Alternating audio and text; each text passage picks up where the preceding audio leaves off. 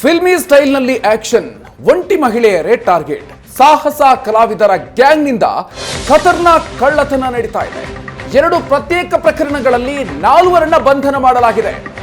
ಸಾಹಸ ಕಲಾವಿದ ಶೃಂಗಾರ್, ಚೇತನ್, ಅನಂತ ಹಾಗೂ ಬೈರಾಪಟ್ಟಣದ ಕೆ ಪ್ರಸನ್ನ, ಈ 4 ಪ್ರತ್ಯೇಕ ಪ್ರಕರಣಗಳಲ್ಲಿ ಅರೆಸ್ಟ್ ಮಾಡಲಾಗಿದೆ.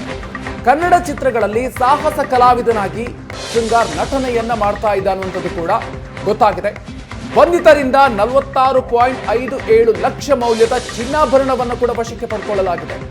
ನಾರಾಯಣಪುರ ಗ್ರಾಮದಲ್ಲಿ ಸರಗಳ್ಳತನವನ್ನ ಮಾಡಿದ್ರು ಆರೋಪಿಗಳು.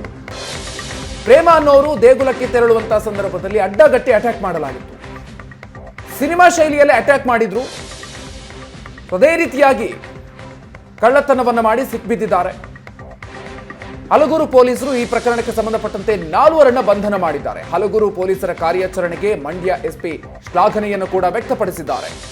ಫಿಲ್ಮಿ ಸ್ಟೈಲ್ನಲ್ಲೇ ಕಳ್ಳತನ ಮಾಡ್ತಾ ಇದ್ರು.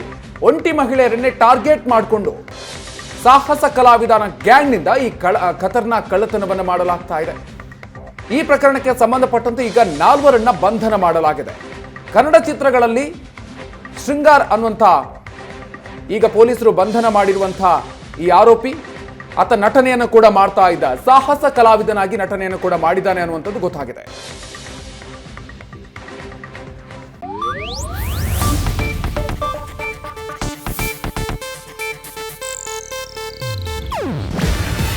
ಇದು ಏಷ್ಯಾನೆಟ್ ನ್ಯೂಸ್ ನೆಟ್ವರ್ಕ್ ಪ್ರಸ್ತುತಿ. ನೀವು ನೋಡ್ತಿದ್ದೀರಾ ಏಷ್ಯಾನೆಟ್ ಸುವರ್ಣ ನ್ಯೂಸ್.